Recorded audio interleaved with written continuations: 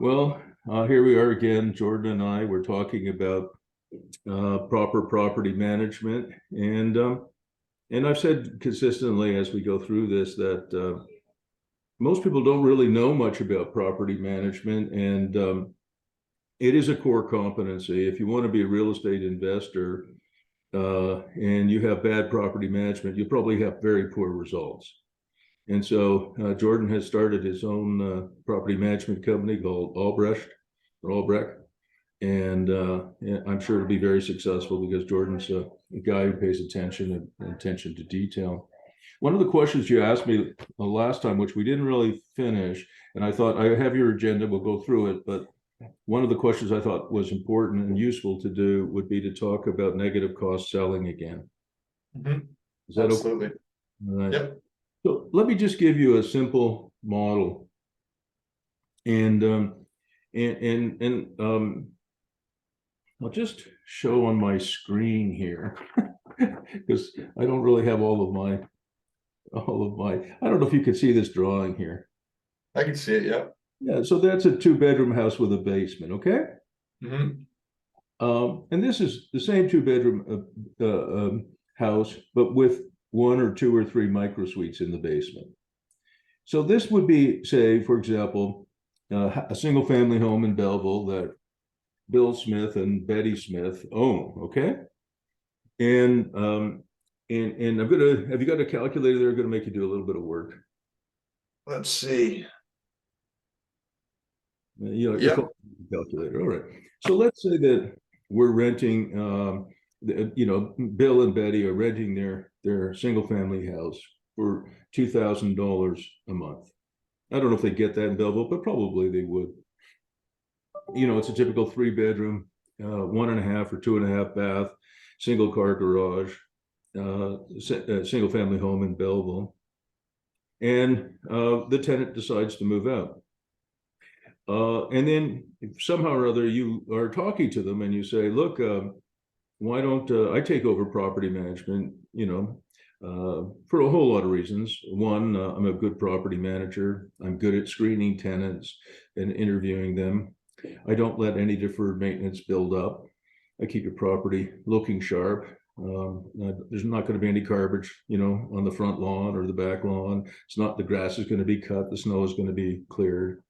So all the things that you would say normally as a potential property management manager, you would say. But you would also tell them, Bill and Betty, that you're an expert animator. And they go, what the hell is an animator? I thought that was somebody who worked for Disney. But you said, aha, I was a Prof Bruce student for a few months. And he taught me animation as it relates to real estate investing. And that is adding new revenue streams. So let's go and check out this 3-bedroom, 1.5 or 2.5 bath home.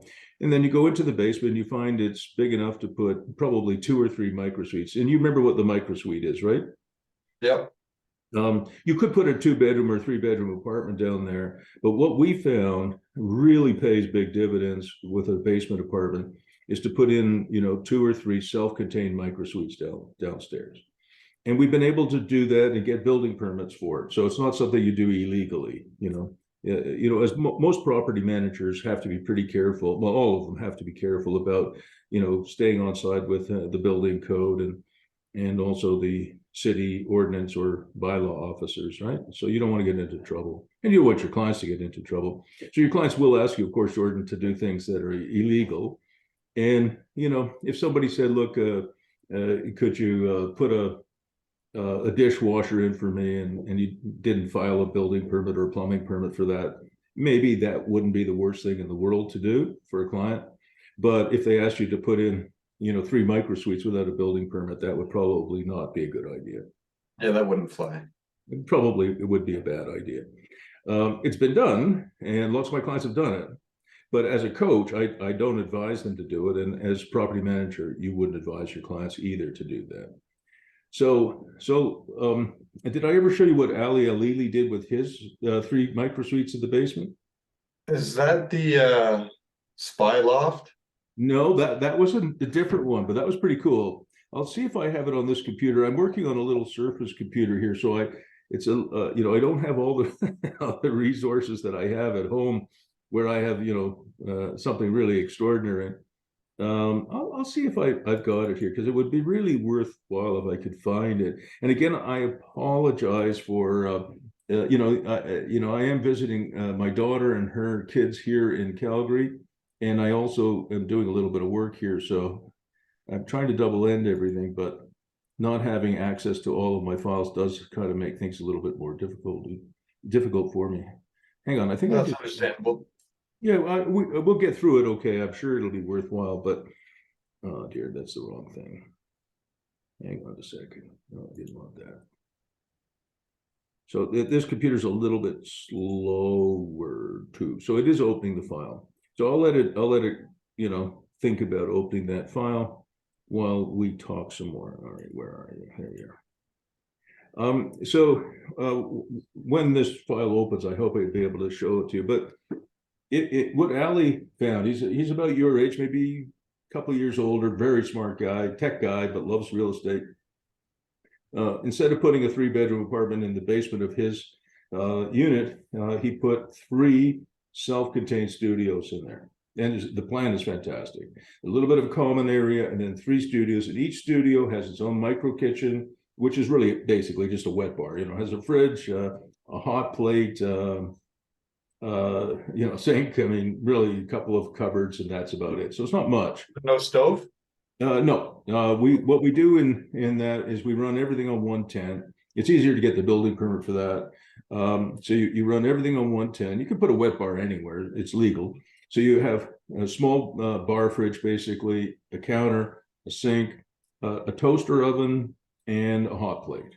They all run 110.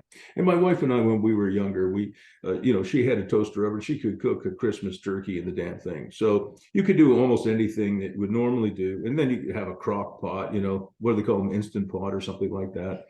And you can cook for yourself. So you have your own fridge, you have your own sink, you have your own place to put stuff, and you have your own bathroom. And what Ali found is that for a basement apartment, this was in Ottawa, which was, say, 3 bedrooms, he could probably get anywhere from $1,800 to $2,200 a month, which is pretty good. But with the 3 microsuites, he got $1,100 each. So he got $3,300 instead of probably $2,000. That's quite a big difference. And the thing he found about it is, if you have, say, 3 roommates, say I was a young guy and you were a young guy, and we had another roommate, and there were 3 of us sharing the basement apartment, roommates are always fighting. Right? Whose turn is it to clean the bathroom? Who ate the last pizza? Who drank my beer? Right? They're always fighting. So it's quite an unstable tendency quite often. Whereas when you have a microsuite, if somebody needs to clean the bathroom, Jordan, that's you. On you, yeah. Your fridge, and there's no beer there, it's because you drank it. You have your own private space. So you tend to attract better tenants, nurses, young professionals of all types. Who like the privacy, right? And they don't mind having, I'll see if it's booted up yet. They don't mind having some, oh my God, it's still thinking about booting up. Okay, I need a new laptop. Anyway, as I was going through it, they don't mind having a little common area. You put a little ping pong table in there and a big screen TV and a comfortable couch. And you can hang out with people, but then you have your own microsuite, which has a bed, a sitting area, a little work area, the bathroom, as I said, and the wet bar. It's fantastic. And if this thing ever does something else, I'll show you the plan. Mm-hmm. Sure, go ahead. You were going to ask something? I was saying it'd be great for students. That's what I thought too. But in actual fact, what happened was, Ali kind of went away from the student model, although some of his tenants are students, but most of them, believe it or not, are young professionals. Okay. All right. So, and they tend to stay longer. Students come and go. Yeah. And part of your job as a property manager is to try and do 2-year leases on the residential side whenever you can. So if you had, say, 100 doors that you were managing, and you had to do new leases every year for every one of them, by golly, that's a lot of work. A lot of work, yeah. If you did 2-year leases, you've reduced your workload by at least 50%. And some of the tenants, you know, if they like you and they like the accommodation and they're young professionals and they're a young nurse until she or he gets married, maybe they'll stay there for 4 years, you know, and again, that's a good thing in a way because tenant turnover is expensive, right? Yep. You might miss a month of rent while you're preparing the unit for the next tenant. And true, you can raise the rent, of course, when they move out. But something else I found out about the Residential Tenancy Act, the government of Ontario, Jordan, has exempted any leases signed after some time in 2018 from the Residential Tenancy Act as far as rent increases are concerned. Because they're trying to encourage people to build more rental accommodation. So if you did this for a client and your lease was signed in 2023 and your costs go up by 7 or 8% next year, you can raise the rent by 7 or 8% rather than the kind of the puny. Wow. Yeah. So any leases signed after, I think it's November 2018, but I might be wrong about the November part, but it's sometime in 2018. And my wife and I just found out about that recently. And we have a bunch of leases that were signed after November 2018. So when the leases are up for review, we're going to increase them by, some of them we're going to increase by 25%. Well, that's interesting to know. Yeah, I didn't know that either. And I just found that out last week. So in Ontario, that'll help. So I don't think this thing is going to boot up. I'm going to close it down. Well, I might not even be able to do that. All right, I'm sunk. So can you put on our agenda for next time? And again, I apologize. Just it's a little computer. I've got a Surface, so it's a little bit slow. Can you put on the agenda for next time? I want to walk you through what Ali has done. It's the best basement renovation I've seen so far. So his name is Ali, A-L-I, Alili, I'll spell it for you, A-L-E-A-L-I. And like I said, he's a tech guy, etc. All right, so let's go back to our example. So Albrecht Property Management says, look, Bill and Betty, I'd like to manage your unit. I'm, student, Prof Bruce, I know a lot about animation. We're going to put 3 microsuites in that basement. It's got good ceiling height. And I think this is going to be a big success, whether it's for students or young professionals. I think we'll see a big increase. So instead of getting $2,000 a month for that house with the basement, you're going to get, say, less for the house because it doesn't include the basement. So let's say you get $1,900 for the house, okay? Instead of $2,000, it's a little bit less. But each of the microsuites, if you do as well as Ali, you'll get $1,100. So Bill and Betty have gone from getting $2,000 a month to getting $1,900 plus $3,300. So what does that total? 52. Exactly. So skill testing question for Jordan: what's better, $5,200 a month or $2,000 a month? I'd have to say 5,200. I would have to agree with you. Now, here's the fantastic part about it. Ali was able to build out those 3 microsuites for $105,000. He's a really good, he's very good at getting competitive quotes. So in your case, from Albrecht's point of view, you would say, look, I will, as a property manager, I'm also going to manage the project for you, and I'm going to charge you a 15% fee. I'll get your building permit for you. I'll arrange for my contractors to come in and trades to come in and build it out. You're going to pay for it. And as you pay the bills, I add 15% for me. That means me being Jordan. Okay. So if it cost $105,000, there would be an extra fee. Ali managed it himself, right? He was his own contractor, and so he didn't charge anything to the project, but his time is very valuable. I bet you he makes like $200 an hour, if not more, as a tech guy. So, if he had charged that, it would have been quite a bit more. But, Bill and Betty may not know anything about renovation, and most people who renovate their own properties do a horrible job. I mean, literally terrible. So, you would hire true professionals. I know you as a person, the quality would be great. One of my clients who I actually fired had done a renovation on he had a triplex, I think. and he had done a renovation on a triplex himself. And when I went to see it, he wanted me to sell it because he moved to Toronto. And when I went to see it, I went into the basement and I looked. I had my phone flashlight with me and everything else. I looked just to turn on the lights. I could not find a switch for the lights. So I call him up. His name was Laszlo. I call him up in Toronto. Say, Laszlo, I'm in your house. I cannot find a way to turn on the lights in the basement. I'd like to, because there was a little apartment down there. I'd like to look at it, but I just can't see any. Oh, he said, well, when I did the renovation, he did it himself. I ran out of wire. So you have to go down the stairs, reach up and back, and I put the switch on the ceiling. Wow. So if you put the light switch on the ceiling, yeah, go. And so I went down. I said, don't get off the phone. I go and I reached back, couldn't find it, reached back a little further, and there's the light switch. So I turned on the lights. And then I find out the basement has 4 inches of water in it because he had screwed up, connecting to the storm drain. And I mean, it was just incredible. And then he had a coach house in the back, which was on the inside. It had no drywall. So it had insulation and vapor barrier, but no drywall. I mean, it was incredible. I mean, it was a tremendous property if it had been done properly, right? Mm-hmm.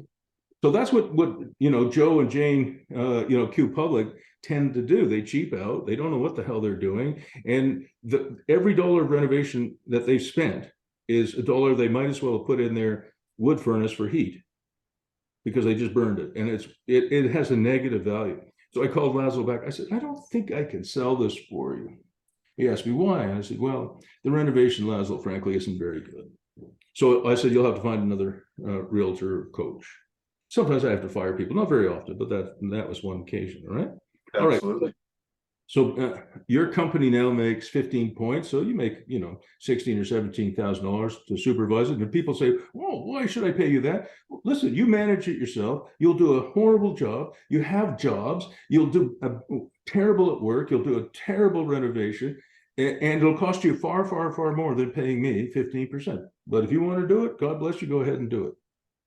So most people will say, you're right. And they'll pay you a measly 16 grand to supervise it.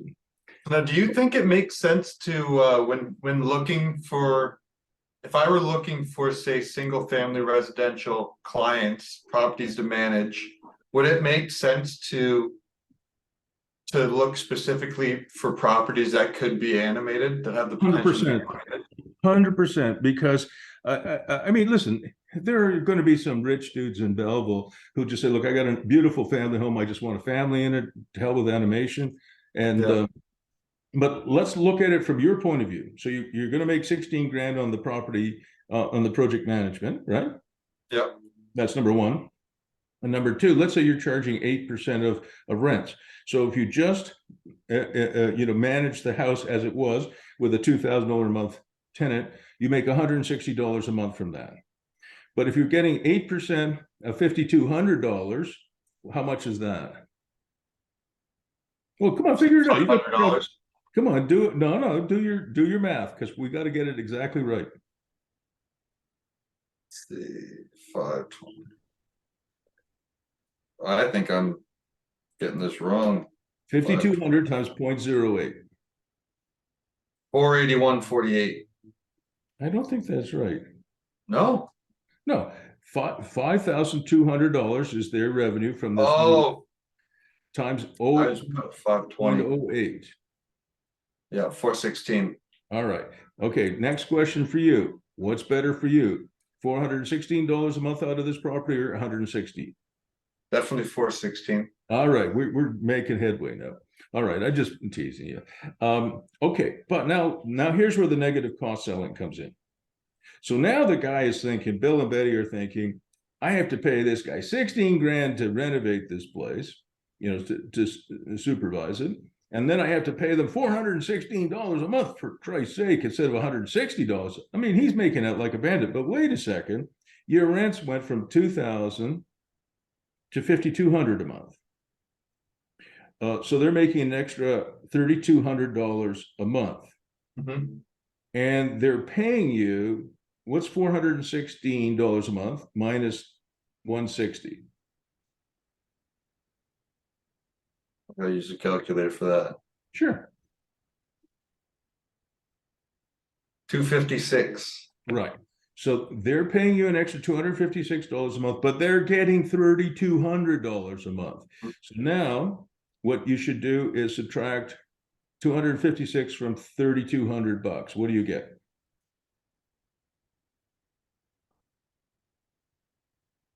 $29.44. Yeah. So here's what you would say to Bill and Betty. I'll pay you $2,944 a month if you let me manage your property. I'll pay you almost $3,000 a month.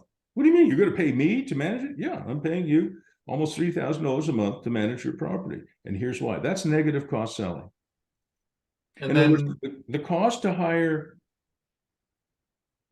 you is actually a negative cost. so now would they would have to include the cost of if they're if they didn't have equity to pull out, or if they're just getting a construction to do So it. exactly. So I'm going to boot up a spreadsheet. Let's see if my computer is good enough to help me with that. So it's really slow right now. It doesn't like what I've done with my PowerPoint. All right, so I'll get through it. I have to learn to have patience, but that's never been my strong suit. Move fast. Yeah, no, I have to learn patience. Can you see my spreadsheet here? Yes. All right, so let's put the date on it. Hang on. July something, 12th, all day. 2023. And we're going to call it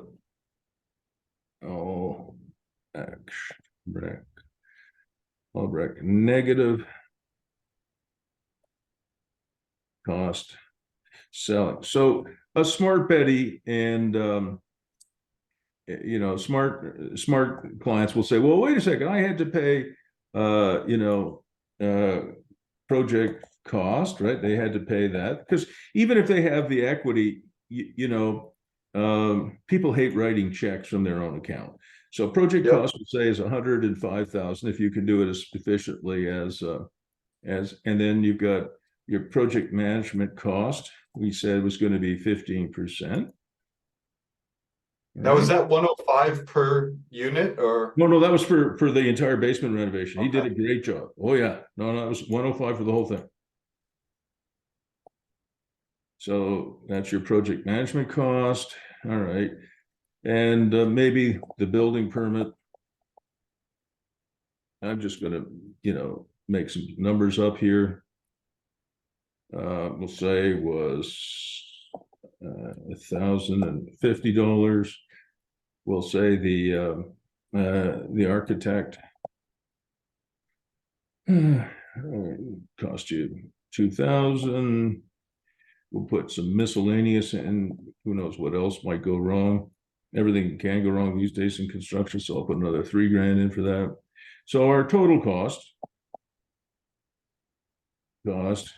might be something like this.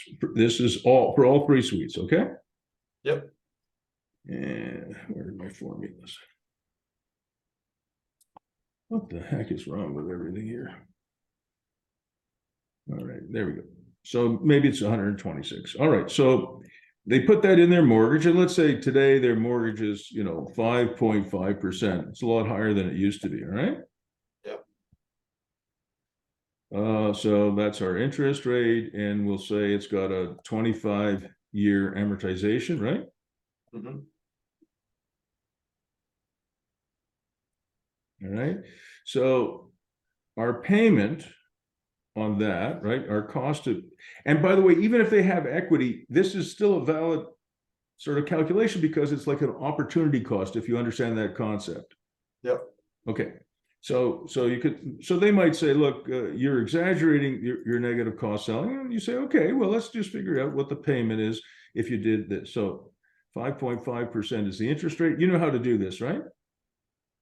What use the formulas in the in Excel. Yeah. All right. The present value is this amount. So that we're going to ask for an increase, and it could be a home equity line of credit. We're paying it down to 0. and it's Canadian mortgage, so you put a 0 in here instead of a 1, which would be an American mortgage. So that is per year. I'll send you the spreadsheet afterwards too. And that is divided by 12 per month. All right. So what we said was increase in rents, we said was how much? 3,200. Yeah, 3,200. Increase in property management. I guess I should spell that right. Increase in property management was the difference between 416 minus 160. What was that? 256. Yeah, 256. Oops. 256. Increase in rents. That should be a negative. That's money coming out of your jeans, right? Increase in mortgage.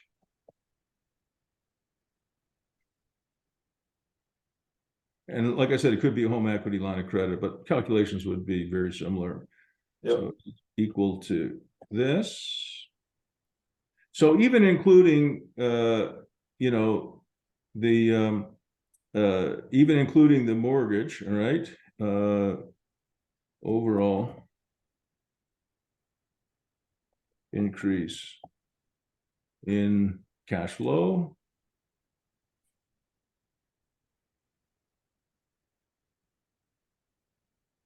equals, oops, we'll just sum these up. That should give us the number. Okay, so this is what I learned from a student who actually does this. I'll pay you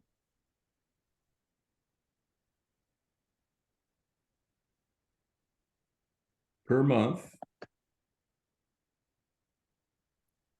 to hire me. So that would be a little bit more accurate in some ways. Absolutely, but in some ways I could argue against that. You know, like financial analysis, most people don't really understand that financial analysis is actually part science and part art. You know, it's not as precise as most people think, you know, so I got to save this in your file. Okay. Just so I don't, just in case something happens with this little computer, I'll have it saved somewhere, i.e. in your file.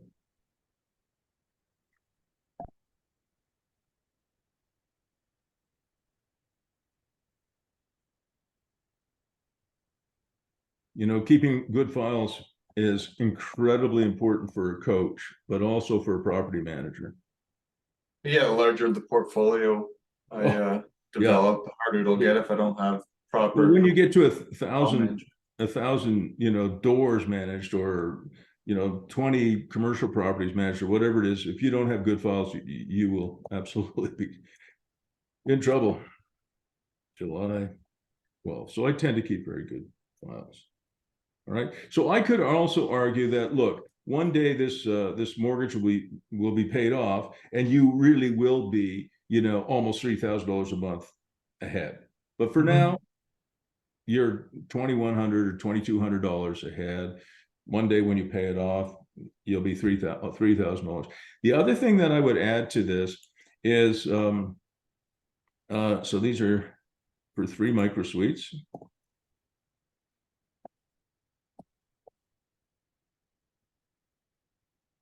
And, you know, I'll call it Ali. And something else that you could consider is, if you really wanted to change some of this, is you know, another sort of animation is that you might say, okay, right now, so this, I'll call this case 1, all right? Let me see. I'll call this case 1. But let's, I'll just give that a color. because you know, as you know, as a coach, I'm learning all the time. So here's something I learned from my wife Dawn. All right, Okay. I'll show you, and it was on my agenda to tell you about it today. So I'm going to save this as case 2, and you can see it okay as I go, right? Yes. Right. So this will be case 2. All right. So we'll give it a different color. So call it case 2.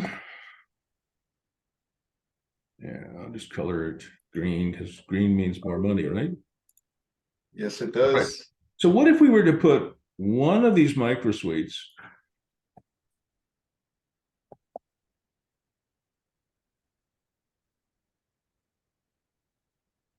not as a short-term rental, but as a medium-term rental?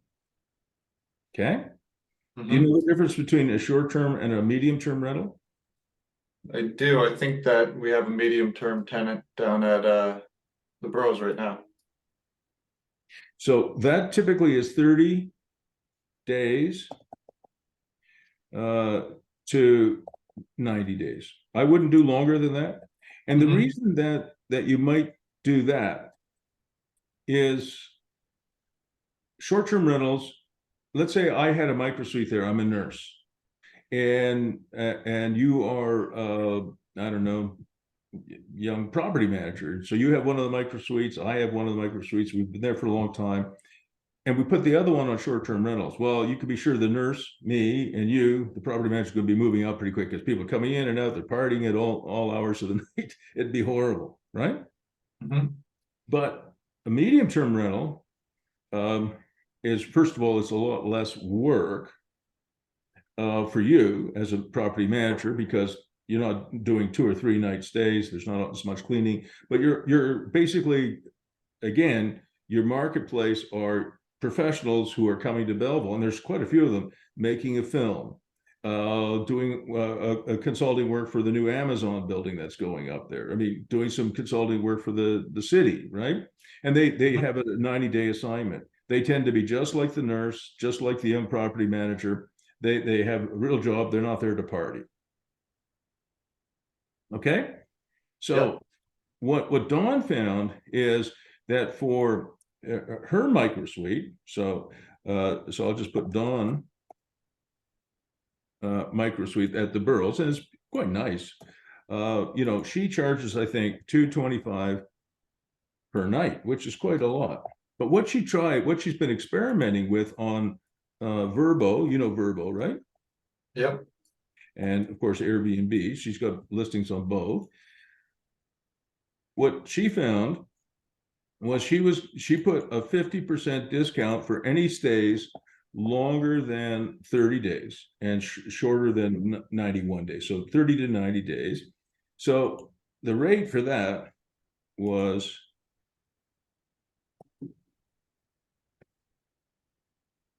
per night. And you know, you've got 30 nights typically. So your rent for a medium-term rental is even higher than what we had before. I mean, look at that. Absolutely. Yeah. Holy smokes. All right. And she found like a sweet spot on Verbo and Airbnb. Can you hear me okay? There's a bit of background noise here. Yeah, I can hear you. Okay. Uh, it happens to be the sounds of a hairdryer.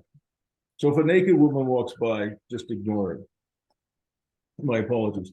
Um, so now, you know,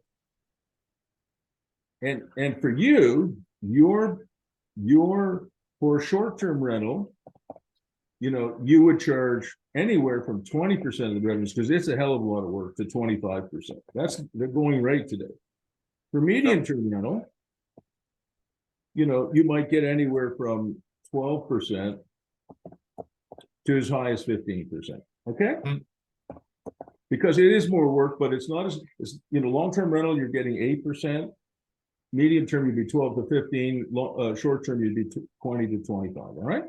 Okay. So now look at what, let's go with the 12%, all right? We just assume it's a little bit lower. You're going to make now you're going to make some real money here.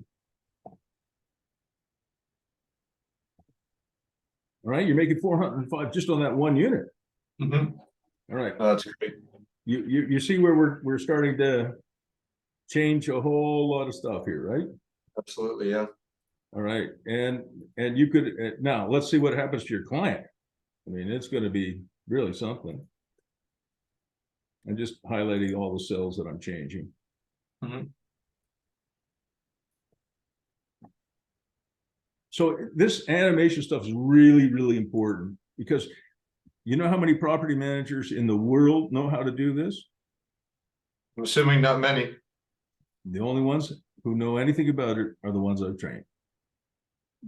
Totally honest to God, most property managers are charging 5 or 6%, and that's it. Just lazy property managers. Well, I don't know if they're lazy, but they become lazy because when you're charging 5 or 6%, as we've talked about before, Jordan, you don't have time to answer the phone. A tenant calls you, oh, damn, another goddamn tenant calling me. I'm making so little money. Every time I answer the phone, I lose money. Yep. So they're not necessarily lazy, but they're bitter and they're poor. And that means that they're going to be terrible property managers. So most property managers are really bad. But you know, you make your clients rich, you should make yourself rich too. That goes without saying. Yep. All right. So now let's see what we have. Okay. And don't forget that 105,000 includes furniture. Like Ali furnished them. Oh wow, okay. Oh yeah. Because furnished rentals for microsuites, if you furnish them, they rent way better. So if you're a nerd or a young professional or a student, and you remember, we don't allow any of our tenants to put up their own blinds. You know, they'll put up marijuana flags, they'll put up a bed sheet. It'll look like posters, anything. Yeah. We don't do that. You know, you put up your own good quality blinds. In this Airbnb I'm staying in right now, they have those horrible blinds. Every time you look at them, they break. Right? I mean, this place has plastic plates. My wife is out of her mind. You know, you saw how she did her Airbnbs. And by the way, she's doing okay now with those things. All right, so let's see what happens to our client. Okay, so what was our rent before? It was 3,200, but now we've got one that is renting for this. Yep. And before it was renting for 1,100, I think we said. Yep. So this one has now increased. Just the one unit has gone up by this minus that. All right, it's a good thing I didn't ask you to do the calculator. So this number is going to be equal to this, I think, plus this. Yep. No, that number isn't quite right because we have some additional property management costs, right? So we're also, our property management is this guy here, right? They're paying a little bit more here, but they're saving, I think that they're saving 8% on, I forgot where the multiplication is. Eek. I don't know if that works. Times 1,100. No, it doesn't like that one. Oh, shoot. Where's the time signal, times on this thing? It's weird. It doesn't look like I have anything, any way to multiply. Oh yeah, I remember how to do it. Equals 0.08. Oops. 0.08. I have to use the asterisk times 1,100. Right? Yeah. Oh, I had it right actually the first time. All right. So what they're paying you is this plus this minus that. See if I did it right. Yeah. So in this scenario, incredibly, you're going to make them over 4,000 a month from this thing.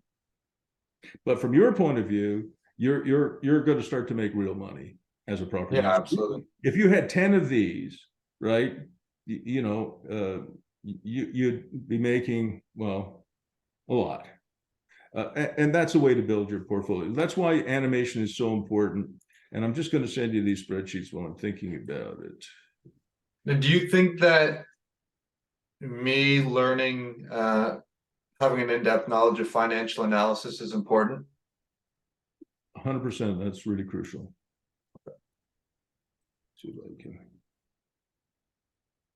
God, I don't even know how to create an email in this thing.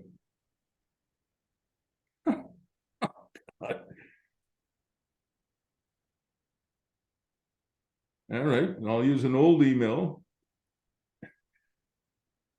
It's embarrassing. It'd be so pathetic. So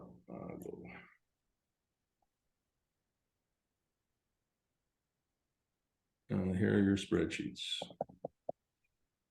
Yeah, so it's crucial because you're going to not only be a property manager, you're going to be a real estate investor as well, right? Yeah. So you absolutely, you know, as a coaching client, I'll just attach them. As a coaching client of mine, this is really, really, really, really important stuff. You've got to know this and way, way more. By the time we finish, you know, our coaching sessions, you'll be a pro. It's not as hard as it looks. And once you've done a few of them, and especially you'll have lots of models from moi. Yeah, as soon as you'll get it. All right, was that helpful? Yeah, absolutely. And don't forget, we have recorded, so you can always go back and look at it again.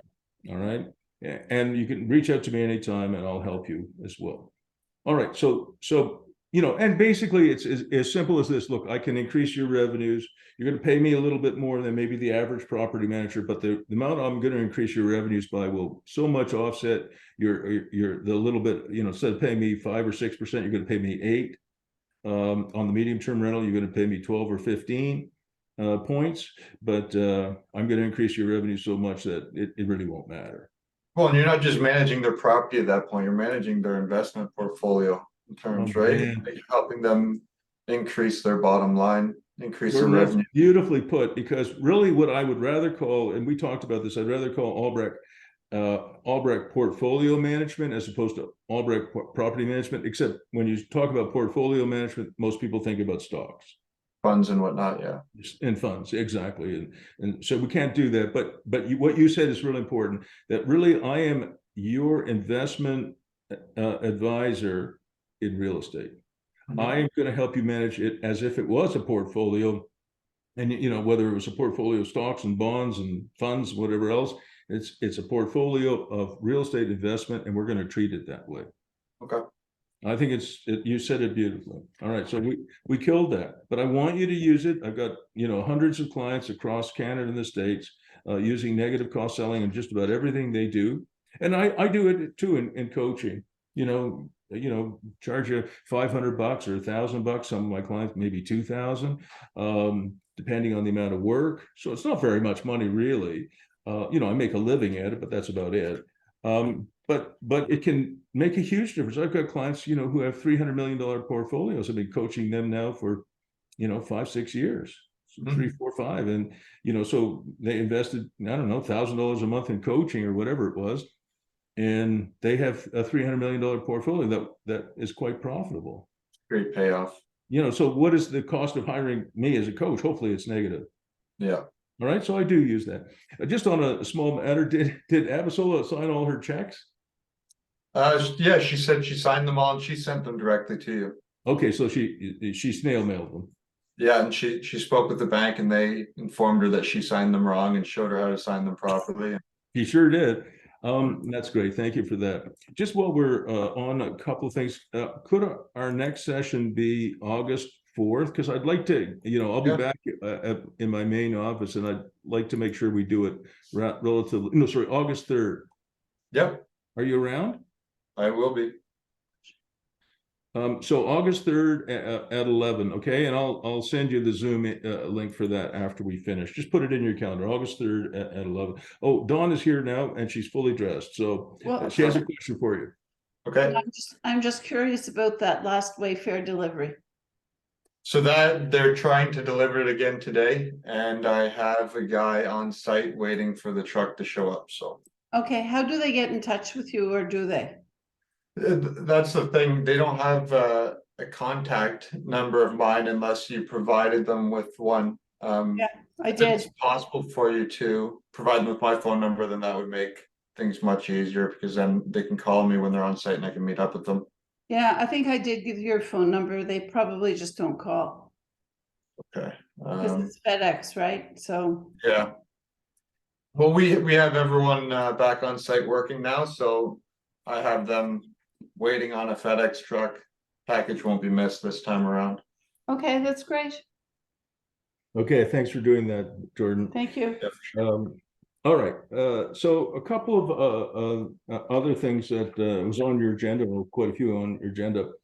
I think maybe the next one we could tackle was how to maximize cash flow as a property manager. Absolutely, yeah. And so one of the ways to certainly improve your cash flow is this animation example we just went through. Mhm. Instead of getting, a couple $100 a month out of a property, you might get $400, $600 a month. And that makes a big difference.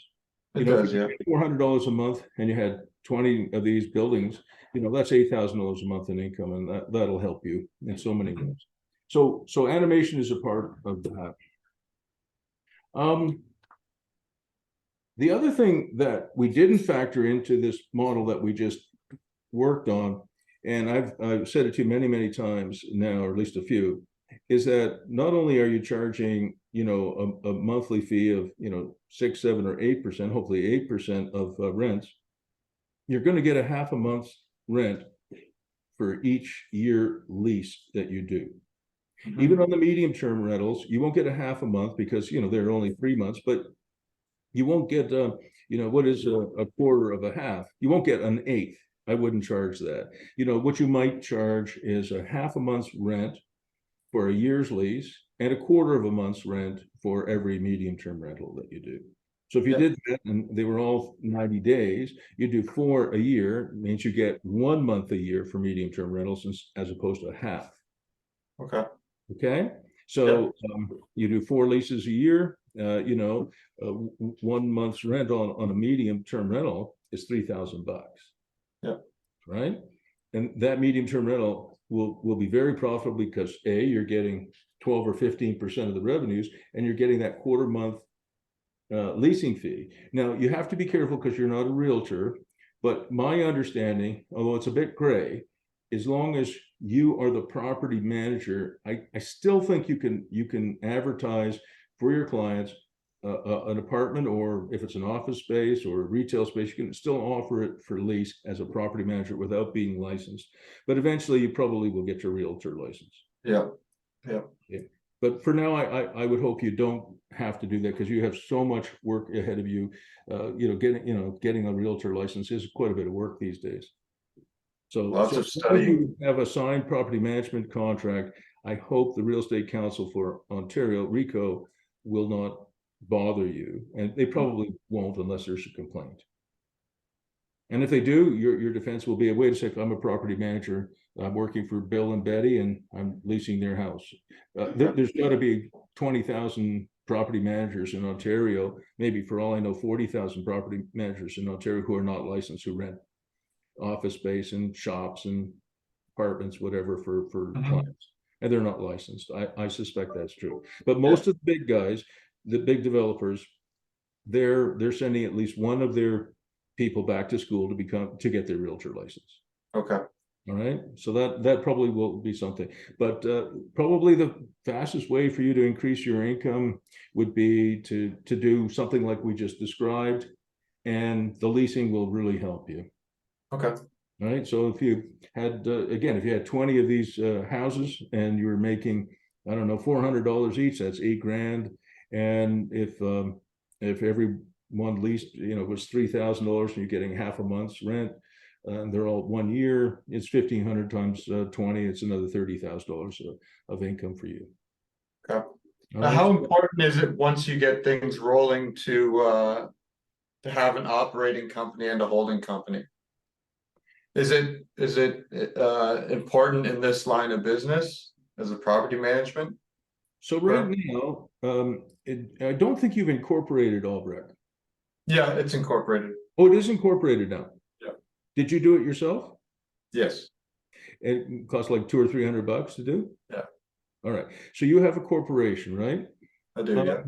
So, you know, if you were, let's say you and a buddy were to buy a duplex and manage it, you know, Albrecht could own a 50% interest, say, in that duplex, and your buddy could own it. But it might be easier, at least when you start out, if it's in your name personally. Okay. Right. So, you know, you don't want to have too many companies, and you also want to be careful how you conflate things, right? Because sometimes when you put too many things in a bowl, it looks like a bowl of spaghetti. It's very complicated, right? So, so Albrecht should be the property management company. Certainly, I would run all of my construction contracts through it. You know, my property management and my you know, development management work, if you will, I would run it through Albrecht. Okay. So all of anything relating to that, including it, let's say you and a buddy owned a duplex, and the duplex contracts with you with Albrecht to renovate it. Again, you run it through Albrecht. All right. Yep. At some point, when you get a little bigger, there's different scenarios. Like you could have a holding company here, you could have Albrecht here, you could have a real estate company there. You might end up with 3 companies because it's quite effective. The holding company could be you, and if you ever get married, it could be your wife, it could be your kids, right? So it's your family company. It owns an interest in Albrecht. It owns an interest in a real estate company that owns a bunch of real estate. And each of those real estate could be incorporated, or they could be in your own personal names. That depends. Okay. If you and a buddy do buy a duplex together, for example, and it's in your name and in his name, I don't know if you'd ever think about doing something like that. Yeah. Maybe, but if you did, it would be in your name perhaps and in your buddy's name, and you would be tenants in common. Okay. That's what it's actually called, the legal term. And that means if something were to happen to you, get run over by a bus, your half of that property goes to your estate, whoever's in your will. At some point, you'll have to create a will. You know, when you get Albrecht going and you have some real estate that you own either wholly or somebody else, you need a will, right? And you got to think about who your beneficiary is. You can always put my name in there, but I'm kidding, of course. But if you were married, you know, you and your kids could own, and your wife could own the holding company, owning Albrecht, and it could own, you know, lots of real estate as well if you wanted to. But if you have a partner and it's in your name and in his name, you're both tenants in common, which means if something happened to you or to him, it goes to their estate as opposed to the other guy. If you owned a property with, say, a wife, you could have it in both your names, your wife and Sarah, say, if her name is Sarah, you and Sarah own it, but you would then be joint tenants. That's another different type of legal ownership. It means that if something happened to Sarah, she got run over by a bus, she's deleted from land titles and you own it. Okay. With a buddy that you don't want that. Okay. No. So the probably the fastest way for you to build up your income would be, you know, to try and get 10 or 15 or 20 properties, you know, under management. And residential is probably going to be the quickest route to that. Because most people who manage it themselves are doing a horsemanure job. They're doing a terrible job at it. And if they have property managers, most of the property managers have no clue what they're doing, and they're doing a terrible job. Yep. So you could be able to lock up hopefully 20 properties. And then as you get to know your clients better and they get to know you, you can talk more about animation and what you can do with these properties, because there's a lot of really cool stuff. Did I ever show you the what North Country Sheds is doing? No. Let me just show you another animation. And this one is simple for you to do.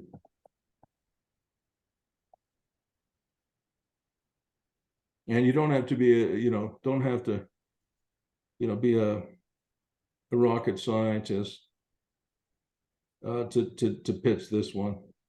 I mean, these guys are really, really good.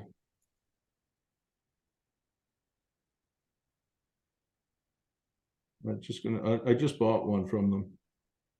See if I can find the one I bought.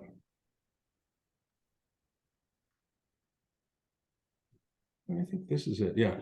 Well, it's not quite, but I'll see if I can find that. Oh, it doesn't matter. It'll give you an idea. All right. I'm going to make you do some more work here in a second.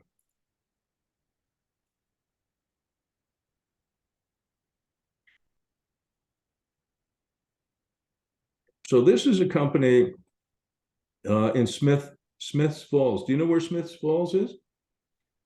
Roughly. Yeah, I believe it's northeast of us. Yeah, so it's near Ottawa. Mhm. Can you see the picture okay? I can, yeah. All right. It's near Ottawa. There we go. And so it's about 45 minutes, I think, from Ottawa.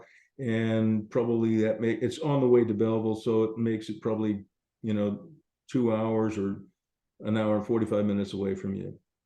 Mhm. These sheds are unbelievable. The shed that you're looking at is it shows asphalt shingles, but the one that I just bought has a metal roof, and it probably lasts 40 years. Okay. I bought one. I don't know if you knew this, but Ontario just changed the rules on backyard sheds. You are now allowed to have a shed that is a maximum of 161.5 square feet. Okay. That's a significant change. It used to be basically 100 square feet, and Ontario wanted to get people a little bit more flexibility. So this is an absolute incredible workshop or backyard office. All right. So this one here, I bought this. It's 12 feet by 13 and a half feet. So that's the maximum size you can put in a backyard without a building permit, right? Mm-hmm. And if you had an office that was 12 by 13 and a half, that'd probably be enough for you, right? Absolutely. A lot of people have, cubicles that are like 8 feet by 8 feet, 64 square feet. So this is quite a bit more. And you can see it has an overhead door. It has a window. It has a man door. And they come in different shapes and sizes, but this is the one we bought. And we asked for 2x6 as opposed to 2x4 construction, because we're going to insulate it. So the floor is insulated, but the walls are not. So we're going to spray foam the walls and the roof. Okay. We're going to add electricity and heating to it, and we're going to put it on one of our properties. This thing cost me $12,500 plus HST. All right. So, wow. Okay. So you get your calculator going. Yep. $12,500 times 1.13. 14,125. All right. So write that down. That's the cost, including HST. And then all you need to do is put down a gravel pad. They don't want patio stones, because wood foundation on patio stones tends to rot. They just want you to raise it up 4 to 6 inches above grade, so that water and snow will flow away. And gravel is better because it breathes, right? So let's say for the gravel pad, you spend, you strip the topsoil, you put some gravel down here. Maybe you spend, I'm just making up the number, $1,000 on the gravel. All right. And listen to this. They charge $275 to deliver it. It's ridiculous. And they've gone as far as Thunder Bay. Wow. So you have to add another $275 to do that. Then we're going to put either a propane heater in here, or we have natural gas on the property, so it'll probably be natural gas. That's expensive. That's about $6,500. And then the spray foam insulation is about $3,500, I think is what I got as a quote. So when you add all of that up with another $1,200 for electrical, what do you get? 26,600. I think that's right. Okay, so you got $26,600 is your total cost. we have pre-leased this one for $700 a month plus HST. So 700 times 1.13, what do you get? 791. Yeah. Multiply that by 12. 94.92. All right. So that's your gross operating income. And then my rule of thumb, as you know, is to take off 34% of your gross income for everything else: insurance, property management, repairs and maintenance, you know, all the stuff, nothing to do with mortgage, right? It's just, we're just going to pay cash for the damn thing anyway. So nothing to do with mortgage. So subtract 34% from your gross operating income. That gets you your net operating income.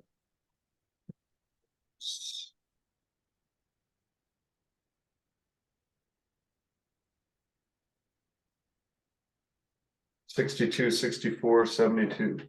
That's right. And divide that by the cost of this whole thing, and that gets you your cap rate.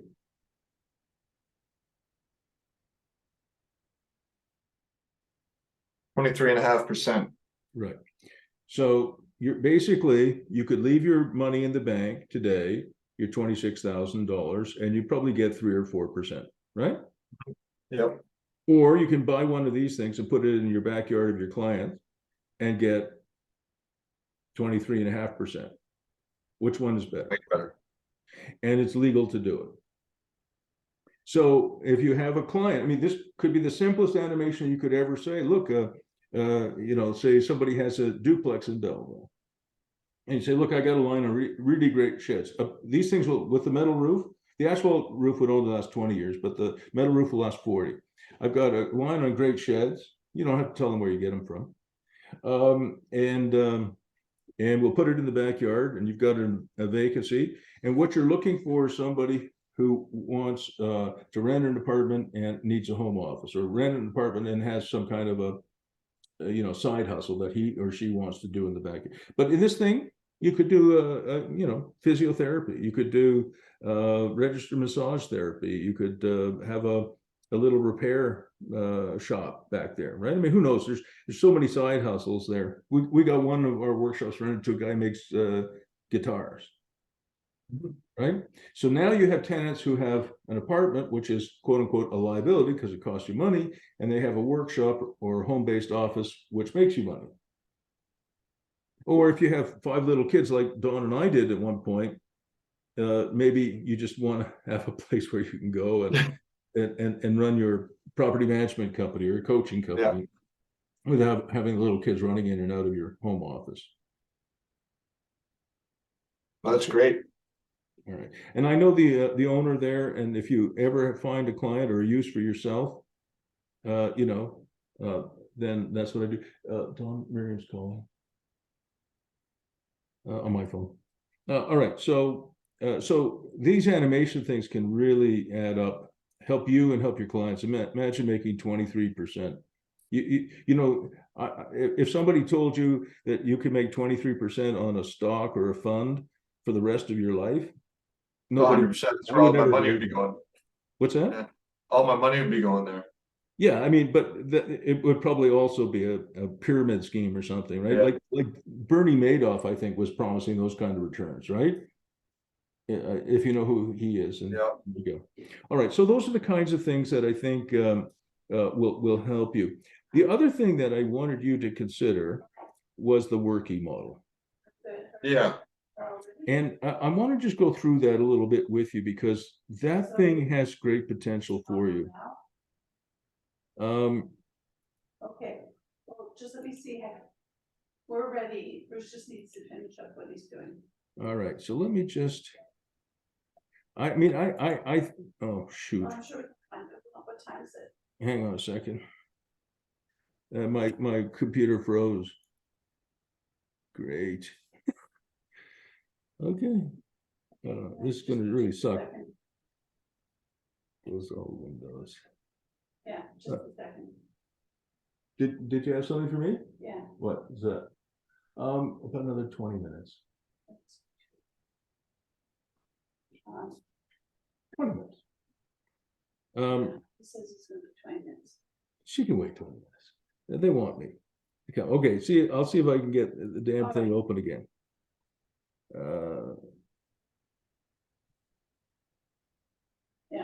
Okay, we'll meet you there. Well, no, All right. So let me share my screen with you. This is something that when I'm thinking, and this is just me as your coach and friend thinking this, and if you don't like it, we'll not talk about it again, okay? But I was thinking that you probably should find, I don't really like partners, but for this, I think you would need a partner. Okay. And what I'm thinking is if you like this model and you think it would work for you, you would find somebody who would own, say, 35% of this company, and you would own 65%. So you'd be the majority owner for sure. But if you knew a handyman who had a little bit of administrative skills, he, it could be a she, would be, I think, a useful partner. Somebody who's really focused on this. Because you know what the Workey model is, right? Yeah, we discussed that, I think a month ago. We did. So what it is a very simple model. It's about you having 2 or 3, 4 or 5, maybe as many as 8, 9, or 10, but 2 or 3 to begin with anyway, maybe 4 or 5, but 2, 3, 4 or 5 people who have some skills. You might have a cleaning lady who likes to clean. You might have a handyman who can do all kinds of things. You know, if there's a minor electrical problem, he can, fix that. If there's, in a bathroom plumbing leak, he can fix that, right? He's not a plumber, he's not an electrician, but he has handyman skills, right? Mm-hmm. This is what I call a wedge product for Albrecht. And, and you can pay them quite well. You could pay your cleaners $25, $30 an hour, and you can charge them out at $40 an hour, $50 an hour. You can pay your handyman $40 an hour and charge him out at $50 or $55 an hour. So you're making a little bit of money. So if you had, say, 5 workies and they were each working 40 hours a week, that's 200 hours a week. And if you're making, say, $7.50 or $10 a spread, hopefully $10, and they're working, 200, you can make $2,000 a week running it. But, and what I'm thinking is that this is a wedge product because you could make these people available to realtors who are going into homes, trying to sell them, and then they go, oh my God, you got holes in your drywall. Mm-hmm. I'm going to call Albrecht. They have a Workey division, and they're going to send a Workey over who can, patching drywall and sanding and taping. And it's not too. I mean, there's a skill there, but it's not brain surgery. No. Or the grass hasn't been cut in a month, and there's garbage everywhere. You're going to call Albrecht, and they're going to send a Workey over, right? And they're going to cut the grass, and they're going to get rid of the garbage. They go into the house, and again, the house is a mess. It needs to be decluttered. So realtors, mortgage brokers, banks, lenders, they can call up Workey and get somebody in there. And then that leads, in my opinion, to a relationship with clients who are running Airbnbs because you've got a cleaning lady who can do the cleaning, right? I mean, if you were running it now, you could, your cleaners could do, the Airbnbs, at the boroughs. Yeah, it's interesting because when I discussed this, I met a buddy of mine for lunch before you started coaching me, but it was in the works. And he discussed how it would be a great idea for, at that point, it was Riverside Property Management, once it establishes itself, to develop a cleaning division. Exactly. For larger clients. Yeah, here's exactly. I mean, you and I are on the same wavelength. So see if this works. Okay. Yeah, I'll have to figure that out. So this is the concept I've been working on for a while. And the concept is friends helping friends. That's the tagline. If you had 2 of them, you could make almost $4,000 a month with just 2 of them. If you had 4 of them, you could make, almost 8,000 a month. You see how it adds up. Yep. If you had 20 of them, you're gonna be in this business full time. You'll make 40 grand a month. And what makes Workey different from, say, TaskRabbit or Uber or Lyft, as we talked about, is that, let's say I needed cleaning help at the boroughs, or if I was an older fellow and I needed cleaning help at home, I get the same cleaner every time. Right? I contact Workey and I say, look, I need some help. Can you send a cleaner over every 2 weeks? And you do. And it's always the same person, because you develop a relationship with TaskRabbit, Uber, Lyft, and many of these other services. It's kind of a randomly assigned person, and you get a different cleaner every 2 weeks. That would not be acceptable for a lot of people. And you don't develop a relationship that way. That's TaskRabbit. And again, you could test it out yourself. Yeah, they help you, but it's always a different person. So if you need help moving stuff or whatever it might be, look at all the stuff that they do. The handyman, online tasks, grocery and shopping, yard work, painting, lighting installation, hanging pictures. It's great, except that it's always somebody different. And you don't, as an elder and as a young woman, for example, you don't want a different person coming to your house every 2 weeks or whatever. To making any sense? Oh, absolutely. Yeah. Jordan? Yeah. It's making sense. I lost you somehow. I'm just looking at the list here of the tasks. Computer, something else. Jordan, I can't hear you. Sorry. Oh, can you hear me now? Did something happen to my? Can you hear me? Okay. Oh yeah. Yeah. No, I cannot hear you. Did you turn off your mic, or did I turn off my speaker somehow? Hello? Can you test it one more time? Hello? No luck, eh? No luck. Well, this is really sucky. All right, so you're just going to have to listen to me. Poor you. I apologize again. We'll try and do better. All right. So anyway, so the differentiated value is one-on-one work matching. Very, very, very important. And I'll just show you a couple of other things that I figured out. So recently, as you and I were talking about it, I also really like the idea, if you develop a Workey system, I would want you to also develop, I'd also like you to develop a membership model. Like Costco has a membership program, which is their biggest profit center. And I won't be longer. And so, I looked at what are the benefits of a Costco membership. So you would run a membership program in Workey. So people are paying a monthly fee just to be a member. So I looked at some of the stuff, 2% cash back on eligible purchases from Costco, 4% cash back on gas, all kinds of cool stuff. So I thought for Workey, 2% every time you order a Workey service, the handyman service, or like you said, cleaning service, you get 2% back, but you get 2% back. Remember we talked about Disney dollars? Do you remember that? You'd have Workey dollars. You'd actually give them dollars, So let's say you were cleaning the Burroughs building once a week and there's $100. You'd get a $2 Workey bill, and you could actually use that cash. And eventually you'll spread that cash to other people in Belleville. So you'll have Workey dollars circulating in Belleville. You will. Membership gives you priority calls, and the admin fee in all purchases made for clients, like when you buy, if you're a handyman and he has to go buy a switch or a dimmer or something like that, and he spends $20, there's a 15% fee, admin fee on that. Remember we added that in your property management revenues? You'd reduce that by 5 points. So you could create a really interesting program.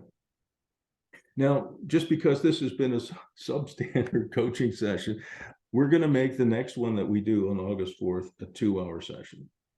And it's really important to me, Jordan, that you keep thinking about the agenda, and the things that, you know, lots of questions are going to come up about this Workey model.